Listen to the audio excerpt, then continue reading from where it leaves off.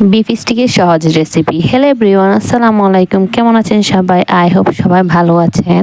চলেন তাহলে রেডি করে নিই বিফ স্টিক। ফার্স্টে সব নিয়ে এভাবে থেতো করে নিতে হবে।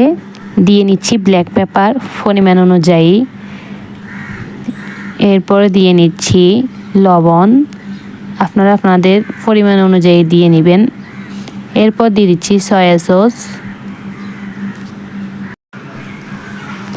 দিয়ে দিচ্ছি লেবু।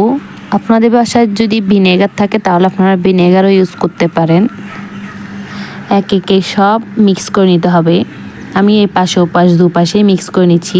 আমি ব্ল্যাক পেপারটা দুই পাশেই ইউজ করতেছি, আপনারা এক পাশে ইউজ করতে পারেন। আমার কাছে ব্ল্যাক পেপার ভালো লাগে তাই আমি দুই সাইডে ইউজ করে নিলাম। এগুলোকে এখন 7 থেকে 8 ঘন্টা নর্মাল ফ্রিজে রেখে দিতে হবে। দিয়ে দিচ্ছি অলিভ অয়েল, বেশি দেওয়া যাবে না, অল্প একটু দিতে হবে। এরপরে এক একে সব স্টিকগুলো দিয়ে দিচ্ছি। দিয়ে দিচ্ছি থেতো করা রসুন। রসুন আমি একটু বেশি ইউজ করেছি কারণ রসুনের টেস্ট ভালো আসে। এই তো আমার এক পাশ কুক হয়ে গেছে, এখন অন্য পাশটাও কুক করে নিচ্ছি।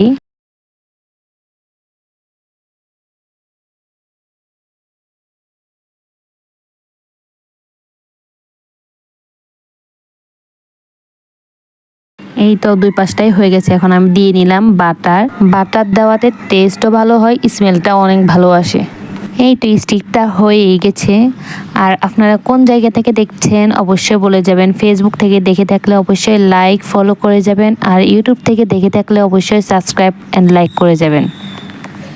এগুলো সব এখন এক একে নিয়ে নিচ্ছি। বাটারগুলো আবার এখানে ঢেলে নিব যাতে এগুলো খেতে অনেকটা জুসি হয়। এই তো সব রেডি হয়ে গেছে, এখন কেটে নিচ্ছি। দেখেন কতটা না জুসি হয়েছে, অনেক সফট হয়েছে। এত আর্লি হয়ে যাবে চিন্তা করিনি। এটা ছিল ভাইরাল সিদ্ধ মেয়োনিজ, এটাও আমি বাসায় মেক করেছি। বাসারটা খেতে অনেক মজা। ওকে, আল্লাহ হাফেজ, সবাইকে ভালো থাকবেন।